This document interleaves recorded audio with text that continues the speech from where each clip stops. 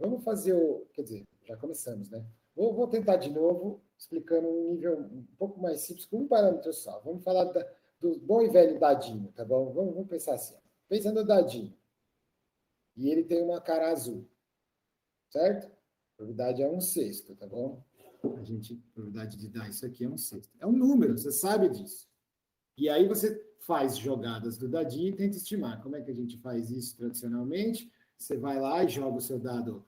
Vou jogar meu dado 30 vezes, e dessas 30 vezes eu obtive, sei lá, digamos que eu obtive, sei lá, 8 azuis. Eu não sei se esse dado é assim mesmo. Aí você vai lá e faz tudo aquele negócio que a gente fez antes. Você escreve qual é a probabilidade qual é a verossimilhança desse negócio, né? A verossimilhança aqui é a probabilidade dos seus dados. Sabendo se você soubesse o parâmetrozinho, seria o quê? Seria a probabilidade de x ter dado 8, né? De você ter dado exatamente 8, se isso, x ter dado 8. E como você calcula isso aqui? É aquela boa e velha binomial, você deve ter ouvido falar isso na vida, acho que a gente até falou em alguma hora aqui. É p elevado a 8, 1 menos p elevado a 30 menos 8, e uma constante aqui que eu nunca lembro qual é, aquela combinação blá, blá, blá, blá, blá, que não vem ao caso agora. Combinação de não sei quantos. Essa é a probabilidade de você obter exatamente essa contagem quando você joga. Se jogar um dadinho 30 vezes, e qual é a probabilidade de ter 8? Aí, é esse negócio aqui. Mas aí, para você achar qual é o de máxima verossimilhança, você fala assim, qual é o P que eu tenho que pôr aqui que faz esse negócio ser máximo? Lembra disso? Qual que é o argumento P que eu tenho que pôr na verossimilhança para ela ser máxima? É a mesma coisa que a gente fez até agora. E aí você vai achar o P chapéu. O P chapéu, nesse caso... Aí, esse caso é bem simples. Você pega aí, se você fizer um grafiquinho de P, eu não lembro se eu cheguei a fazer isso ou não. Se você fizer um gráfico de P nessa expressão aqui, a menos de uma constante, que falta para normalizar, você vai ter um negócio, no mínimo 0, no máximo 1, certo? Vai ter um negócio assim, que vai dar uma peta aqui em algum lugar, e o máximo está justamente em 8/30. Beleza, que maravilha. E aí você diz que o seu P chapéu é justamente 8/30, que é o estimador de máxima verossimilhança para esse problema aqui. Beleza. Só que existe uma incerteza associada nesse P. Quanto mais você jogar, mais magrinho vai ficando isso aqui, claro. Vamos supor que em vez de n igual a 30, agora você jogou n 300.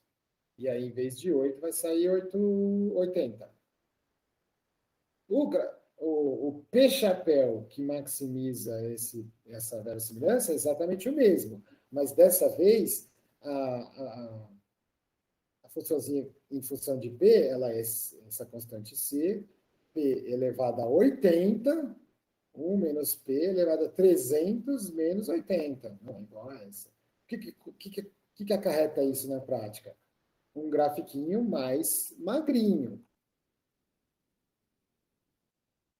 Mais magrinho. Aqui em 8/3, em 80/300, que é igualzinho a 8/3, só que agora é assim, ó.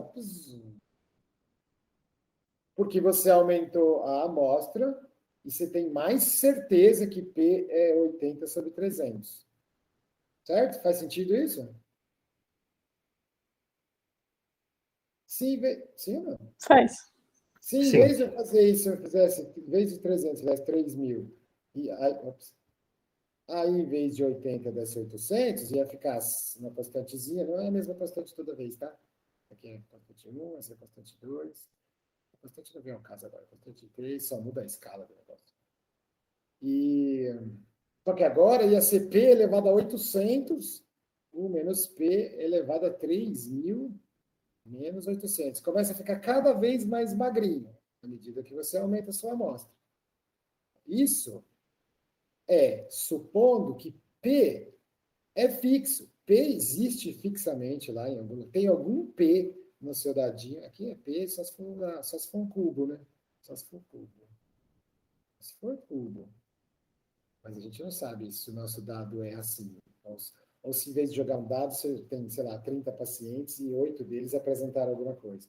Você tem 30 genomas e só 8 apresentaram aquela propriedade. Qual é a probabilidade daquele negócio ser verdade? Aí a gente está estimando aqui, maravilha. Tem um chapéu com um.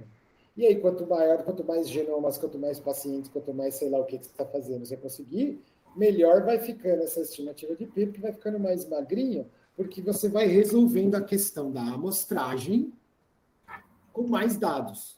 Lindo, que maravilha. Só que nessa modelagem, você está supondo que o P é fixo. Ele é desconhecido para você, mas é um número. Agora vamos supor uma situação diferente. Cada vez que você joga o dado, ele quebra um pedaço, sei lá. Ou que na verdade não são, em vez de fazer um dado jogando 30 vezes, nós vamos fazer 30 dados diferentes, mas eles vieram de fabricantes diferentes. Não, assim fica meio esquisito. Talvez eu esteja viajando, mas o P nunca sempre vai ser o mesmo. Porque, sei lá, supondo que você, no problema dos raquinhos, você vai pegar 30 raquinhos.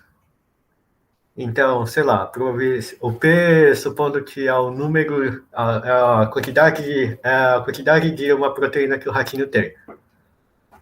Tá, então se você pode argumentar que se você vê a quantidade de proteína por raquinho, o P parece que muda, mas quando você pega os 30 raquinhos, eles vão ter um P determinado, pré-determinado, que é desconhecido para você, mas que é pré-determinado. Perfeito. E se você continuar aumentando a amostra, eles vão ter outro P. Sim, é outro P, mas ainda é um P pré-determinado, não é? Perfeito. Você acabou de descrever o problema, só que em vez de dados, você usou ratinhos. Perfeito. É porque assim. Quanto mais ratinhos você fizer, mais você vai chegar perto do P pré-determinado. Digamos que é um P verdadeiro. Então, aí fala que você vai jogar um dado várias vezes, mas eles vêm de múltiplos fabricantes. Mas aí o P que você está olhando não é, digamos, o P médio de todos os fabricantes. E aí quando que é o P que você está vendo, assim, é um P que é diferente do P inicial se você jogasse sempre o mesmo dado, mas ele ainda continua existindo. E quanto mais dados você pegar, mais próximo dele você vai chegar. Isso não é sempre muda. Então, de certo modo, o P não está sempre pré-determinado em qualquer situação que você imagine. Então, a resposta é não, e é isso que eu quero explicar melhor, é isso que eu estou tentando explicar hoje. Esse fenômeno que você acabou de mostrar, vou trocar os dados pelo ratinho mesmo. Gostei do seu exemplo do ratinho. Quanto mais ratinho eu fizer, mais próximo do P certo eu vou chegar. Nós estamos de acordo. Mas agora imagina que eu faça esse experimento com ratinhos marrons. Eles não são mais os mesmos ratinhos. Agora é ratinho marrom.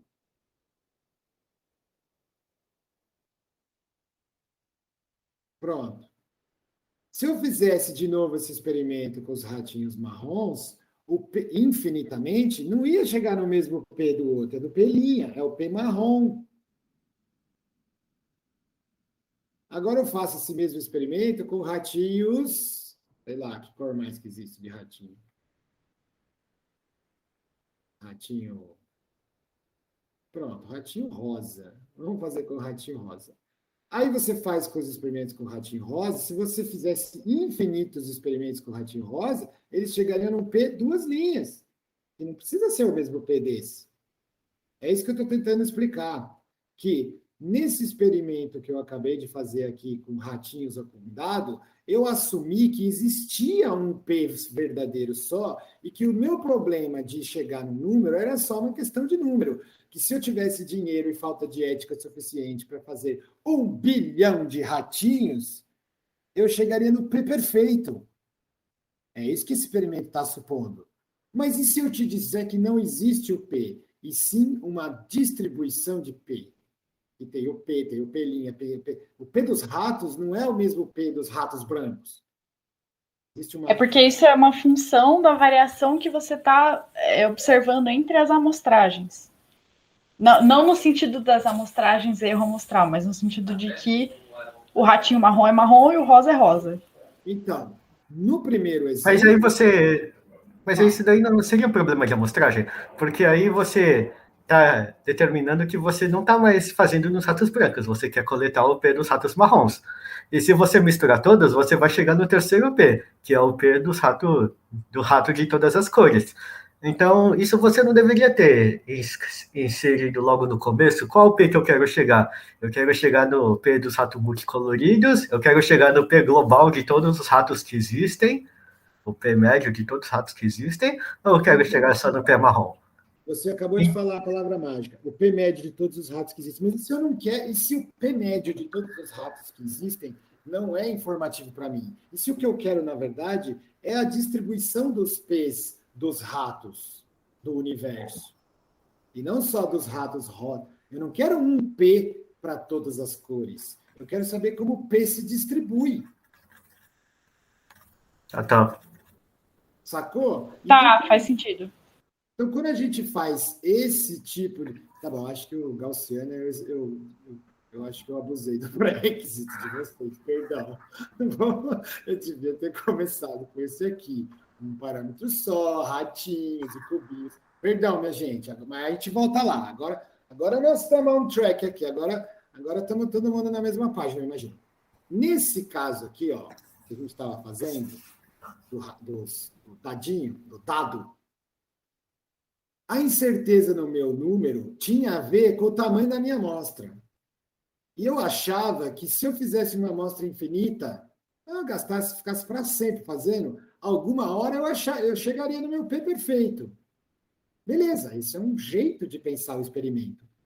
Mas e se o experimento não for assim? E se eu quiser, na verdade, saber qual é a distribuição de P's que existem no universo? Eu sei que tem gente que... A maioria dos fabricantes de rato, quer dizer, dos fabricantes de dados, fazem um sexto, faz aqui no um sexto. A maioria faz aqui no um sexto. Mas tem uns caras que são xarope. Eles fazem um pouco menos, e tem outros que fazem um pouco mais. Como? Mudando o centro de massa lá do dadinhos viciados, que dão mais para uma cara do que para outra, sei lá. Dadinhos que, na verdade, não são cúbicos, que estão todos bagunçados nas extremidades, só que está mais bagunçado num que do outro, então toda vez que cai aqui ele vira, então tem faces que são menos privilegiadas do que outras. Então, eu acho que a maioria faz direitinho, mas tem uma distribuição em torno de um sexto aqui. Eu nunca vi um cara me dar um dado que dá sempre azul. Isso aqui realmente, esse eu teria percebido, eu não teria nem comprado esse rato que só dá azul. Se o rato só faz cocô azul, eu teria percebido logo de cara. Um rato que nunca faz cocô também, que nunca aparece nada, que não tem cara azul, também não é difícil. A maioria deles faz aqui num cesto bonito, mas não é sempre assim. Existe uma distribuição de P. E agora eu quero saber isso. Sacou? Eu quero saber qual é a distribuição de P. E não quero mais ter um número. E essa distribuição de P não tem mais a ver só com o fato de que eu tenho poucos ratos e dados. Não é mais um problema de falta de amostra. Agora, a incerteza no parâmetro é intrínseca à modelagem. Eu preciso de um modelo de 2 níveis. Eu preciso falar que existe uma variável P que gera uma variável X. E não mais só um X sozinho, entendeu? Eu quero a distribuição dos P's, dos ratos, dos músculos do universo. Eu não quero uma média eu quero saber como que flutua em relação aos diferentes tipos de ratos que eu conheço. Pode até ser que exista um valor médio lá, ó. Em geral, ratos são assim, tá? Ou se não, em vez de um valor médio, pior ainda, o valor da moda. Suponha que os ratos brancos têm mais dinheiro e fazem muito mais giose sobre eles do que os ratos marrons ou ratos amarelos. Vou trocar para amarelo aqui para ficar mais politicamente incorreto. Para amarelo, tá bom? Vamos supor que os giós dos ratinhos brancos são muito mais presentes do que os giós dos ratinhos amarelos. Então, se eu pegar um medião, se eu pegar isso tudo e botar no mesmo saco, eu estou basicamente falando dos ratos brancos. Aí você fala, tá, mas isso é problema do seu design. Quem mandou você ter dinheiro e morar na Europa e só fazer ratos brancos? Pois é, né? Enquanto o mundo não mudar, eu estou com isso aqui. Enquanto for igualmente representados ratos pretos, ratos amarelos, ratos azuis, aí eu posso, se eu puder resolver esse problema ajeitando a minha amostragem, ótimo. Mas e se eu não puder? E se o mundo é assim e pronto, tem muito mais rato branco do que rato preto e do que rato amarelo no banco de dados? Aí, amigo, se vira. Aí você precisa mesmo de uma distribuição dos pesos, não de um pesão médio ou pesão global. Faz sentido agora? Melhorou a nossa conversa, não? Sim. Então, aquela conversa da Gaussiana era nessa linha, mas estava muito difícil. Vamos continuar com esse aqui. Então, vou continuar com esse aqui, aí eu deixo a Gaussiana de exercício aqui, boa ideia. Enfim, então vamos fazer o seguinte agora. Vamos simular, vamos distribuir os P's. É como se eu estivesse falando que esse P aqui, ó, ele também é uma variável aleatória. E se eu quiser saber qual é a distribuição dos P's? Bom, teoricamente, lápis e papel, se eu quiser saber F de P dado um monte de coisa, mas se eu quiser saber F de P, tem que suar a camisa um pouco, tá? Algumas situações, como por exemplo essa que eu estou te mostrando, tem resposta. Você consegue saber qual é a distribuição de P desse jeito. Mas hoje eu não quero fazer isso, não. Hoje eu quero fazer computacionalmente, para a gente ganhar a intuição mais disso aqui. Então, antes de jogar a moeda, eu vou simular, eu vou sortear, realizar a variável aleatória P. E a gente pode até ter uma distribuição para esse P. A distribuição no mundo do 0 e 1, a mais comum aí, conhecida, que vocês viram já, é a beta, porque aí você pode manipular os parâmetros dela. Então, se isso aqui é uma distribuição, teria alguma coisa aqui em cima, um alfinha e um betinha. Tá lembrando da beta, pessoal? Eu não estou retomando isso, porque eu estou supondo que vocês fizeram a lição de casa que tinha beta alguma hora. Lembra da beta? Sim. É uma densidade bonitinha para modelar coisas que moram no 0 e 1. Calibrando, mexendo com esses parâmetros, você gera coisas assim, assim, assim. Não, bimodal não gera, mas gera assim, gera assim, gera assim. Ela brinca bastante com as formas dela. Inclusive, os parâmetros chamam shape 1 e shape 2, brincando com os dois parâmetros, alfinha e betinha, ou teta 1, teta 2, ou shape 1, shape 2, sei lá como você quer chamar, como é que o Wikipedia chamou, você gera essas curvinhas. A gente podia escrever desse jeito, mas se eu escrevesse desse jeito, eu ia te dar a impressão de que esse daqui também é aleatório e esse também é aleatório. E aí seria um modelo 3 níveis, um pouco exagerado demais aqui para nós. É como se eu estivesse falando que, além de escolher os P's, além dos P's virem de uma distribuição de distribuições diferentes, dentro dos próprios ratinhos marrons, ainda tem marronzinhos. Vixe, aí começa a ficar complicado. Haja amostra para conseguir detectar essas coisas. Então, eu não vou desenhar desse jeito, vou desenhar igual todo mundo faz. Vou fazer o desenho duplo, vou fazer o desenho igual todo mundo faz, dizendo que P é uma variável aleatória que vai gerar, que por sua vez gera X. Tem essa relação de causalidade aqui. É P que gera X, tá? Quando você obtém um P, você encaixa no seu X, você joga o dado. Mas eu vou colocar em outra cor informal aqui, que para esse P acontecer, precisa de um parâmetro alfinha e um betinha. Eu não vou pôr setinha. Esse aqui precisa só de P, que foi já sorteado. Tudo bem? Então, vamos fazer assim, ó. Vamos fazer que P segue uma beta de parâmetros alfinha e betinha. E X, por sua vez, segue por normal, já vai no instinto, no reflexo. Segue uma binomial de parâmetro P. Na verdade, se você for pensar bem, dá até para sofisticar um pouco mais, porque quando você joga aqui o experimento, aqui a gente falou assim, né? Eu joguei 30 vezes, eu joguei 300, eu joguei 3.000. Do jeito que eu estou modelando aqui, parece que a gente está combinando antes, né? Estou combinando que eu vou jogar 30. Mas e se o N também for uma variável aleatória?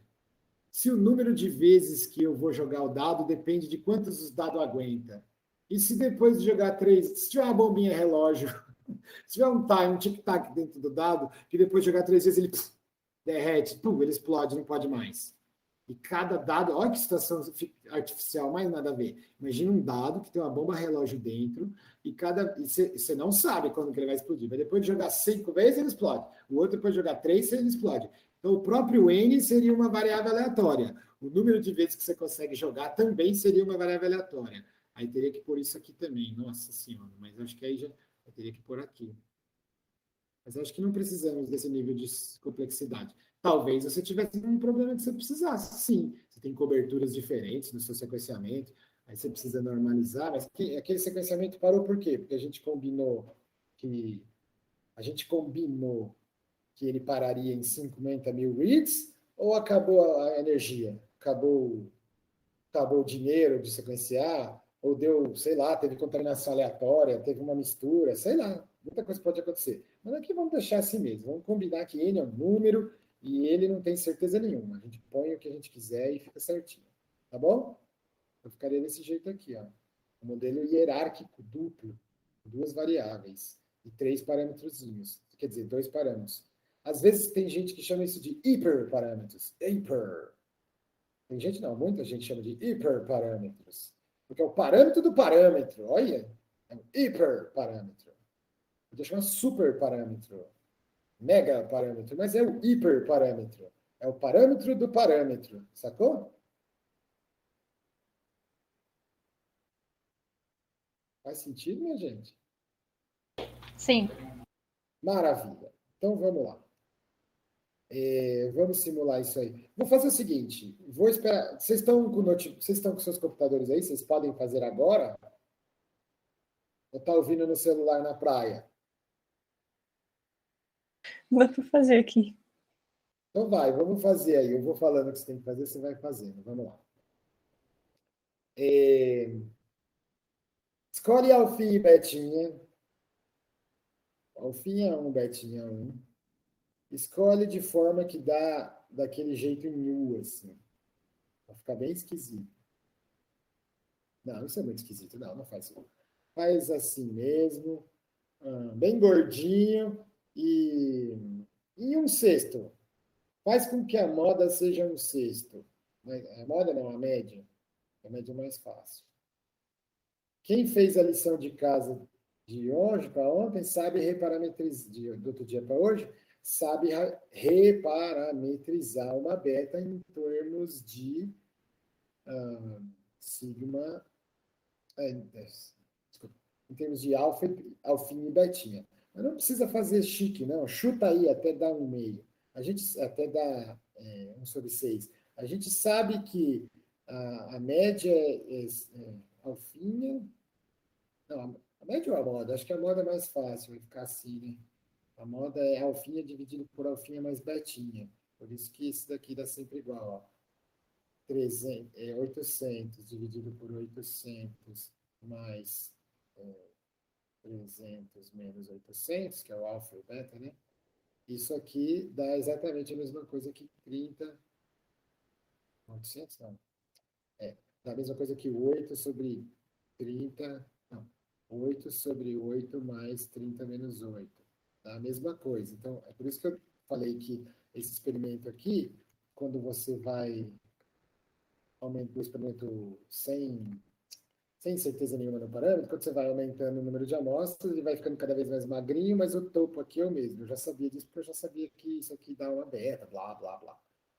Eu sabia. Mas depois que você faz isso aí, quer dizer, eu sabia por causa dessas coisas todas, mas a beta faz isso também para bater com a intuição da gente, que não pode dar diferente, né? Se aumenta a amostra, não pode dar pior. Tudo bem? Então, escolhe alguma coisa aí que dê um sexto. Escolhe alfas e betas que dê um sexto e que fique gordinho, assim, mais ou menos gordinho. E aí me diz qual é o alfa e beta que eu tenho que pôr aqui. E aí você gera gera P segundo uma R beta, de parâmetros alfinha 1, betinha 1. Ih, estão tocando a campainha, né? Tô sozinho em casa hoje, estou tocando a campainha. Vai fazendo aí que eu já volto, tá bom? Vou até parar de gravar, mas não vou sair a. Mas nesse caso, o que a gente quer agora é descobrir a distribuição do P mesmo. A distribuição que Deus quis, e não a questão de amostragem. Agora acho que ficou claro isso ou não? Sim. Então, como é que nós vamos resolver isso aí? Bom, nesse caso específico aqui, as pessoas já trabalharam esse parzinho aqui, o beta e o binomial. Se você trabalhar na lousa, lápis e papel, você obtém uma expressão e tal. Mas a gente está fingindo que a gente não sabe nada disso. Que a gente está pegando um modelo qualquer de 2 níveis e falando, e agora? Como é que eu volto nesse daqui a partir desse daqui? Só passando por P no meio do caminho. Tem vários não, tem alguns jeitos de você fazer, mas a maioria deles, se não, quer dizer, se não der para resolver no braço, quer dizer, se não der para resolver esse problema, joga para cá, joga para lá e descobre mesmo qual é a distribuição de P, baseada nisso aqui, quer dizer, como é que você chega na distribuição de P e estima alfinha e betinha tendo X no meio do caminho aí, não vou chamar de mediado, porque isso tem em certos círculos aí, a palavra mediado tem sentido, e não é isso que eu quero dizer, não é no sentido de equações estruturais, não. Mas é mediado no sentido de que eu quero voltar para cá, passando por aqui, eu quero ir de X para esse, sem passar por esse, na verdade. Porque quando eu fizer, quer dizer, sem passar por isso, não. Quando o X me der informação sobre alfinha e betinha, quando eu conseguir estimar alfinha e betinha chapéu via X, eu terei automaticamente a distribuição, a melhor possível distribuição dos P's. Sacou? Percebe que é isso que eu quero? Morreu? Então tá. Como faz isso? Tem alguns jeitos, mas sem estar em casos onde a resposta sai na lousa por manipulação de lápis e papel e matemática, a única coisa que sobra para a gente é simulação, que é o tema de tudo. Eu estou trazendo isso por causa disso, que é outra aplicação, só que agora um pouco mais chique da simulação. E o que você tem que fazer? Adivinha. Agora vai parecer até fácil. Você gera parzinhos aleatórios, não. Você vasculha o espaço de alfas e betas, por exemplo, você faz um grid. E agora eu acho que não vai ter jeito, quer dizer, tem jeito, tá? Existem procedimentos que se chamam Maximization Expectation, EM, algoritmos EM, que acham esse tipo de coisa. É um pouco demais para a gente hoje, talvez até mais para frente seja um pouco demais, mas eles são a resposta para esse tipo de coisa, para quando você quer inferir parâmetros que estão lá em cima, atrapalhados por um monte de coisa no meio do caminho. Podia ter uma cadeia de várias coisas aí. Mas a ideia, o que eu vou falar agora para vocês, não é o que se faz de verdade, se faz melhor do que isso que eu vou te falar. Mas eu acho bom a gente começar assim para ganhar uma intuição. Faz um gridzinho alfinha e betinha. Tá? Faz um gridzinho alfinha e betinha. E chuta outro que não seja a verdade, tá bom? Chuta um outro aí. Chuta alfinha igual a 1 e betinha igual a 3. Putz, aqui. Posso tentar esse? Posso. Com esse, agora eu posso fazer a simulação, não posso? Eu posso fazer a simulação, porque agora eu tenho esse. Eu vou repetir basicamente o processo que Deus fez agora há pouco. Eu crio os P's e depois crio a binomial. Mas agora eu posso criar com quantos eu quiser, não é? Assim vai indo. Então, esta escolha de alfa e beta gerarão um conjunto de conjunto de números aqui simulados referentes a essa verdade aqui, tudo bem?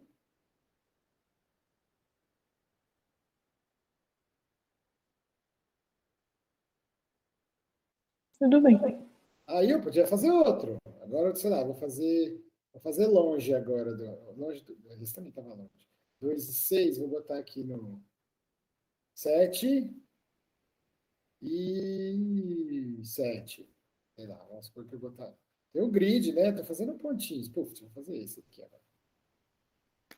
Fazer esse. E ver como é que fica. cada vez... Então, esse aqui foi o meu conjuntinho que saiu dessa escolha aqui.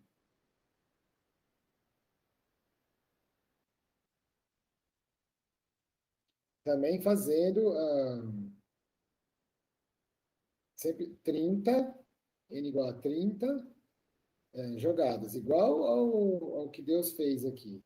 Esse aqui é a observação real. Observação real. E assim vai indo. Pronto, esse aqui é o conjunto de dados, fizer bastante. Esse aqui é o conjunto de dados obtido com essa opção. Fazer mais um? Não, chega. Acho que você entendeu a moral da história. E aí você vai fazendo. Se tudo der certo, vai chegar uma hora que você vai colocar aqui 2 e 6. Isso? 2 e 6. Verde. Vai chegar uma hora que você vai colocar 2 e 6. Vou até fazer, vou fazer. Depois 6 e assim vai indo. E aí o que eu vou deixar para você pensar em casa, que eu não quero dar a resposta, também já são 4 horas. Eu demorei no começo, porque eu paro no computador, mas é muita coisa por um dia só. Então, tudo em silêncio. Tem gente aí ainda? Sim. Ótimo. Acho que esse eu não vou pôr no YouTube, não. Eu vou deixar só para consumo interno de vocês. Ó, vou deixar para vocês pensarem como sair dessa fria. Até aqui acho que deu para entender, né? Porque no fim você só está rodando simulação. Você escolhe alfinhas e betinhas, fica explorando. E cada vez ele gera esse conjunto. Agora, a pergunta que não quer calar é: e agora? Como é que eu sei que aqui era o lugar certo? Antes era fácil. Você fazia a verossimilhança do modelo e falava-se pelo critério da máxima verossimilhança, falava, ó, a hora que eu chegar na máxima verossimilhança, para lá naquele ponto que deve ser o certo. E a gente viu que funciona mesmo, né? Que você consegue recuperar a mente de Deus. Mas e agora? Agora você não tem uma verossimilhança.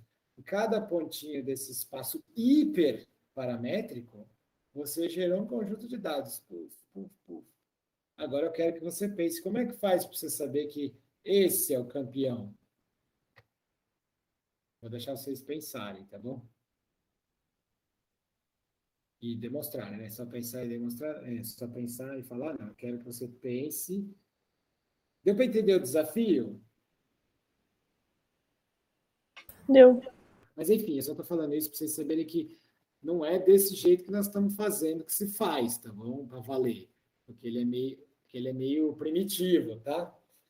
É mais para didático do que... Mas eu gostaria que você fizesse desse jeito para realmente ganhar o entendimento do que está acontecendo, ou melhor, de como os métodos para valer fazem uns shortcuts aqui, uns atalhos nesse estilo, nesse espírito. Tá bom?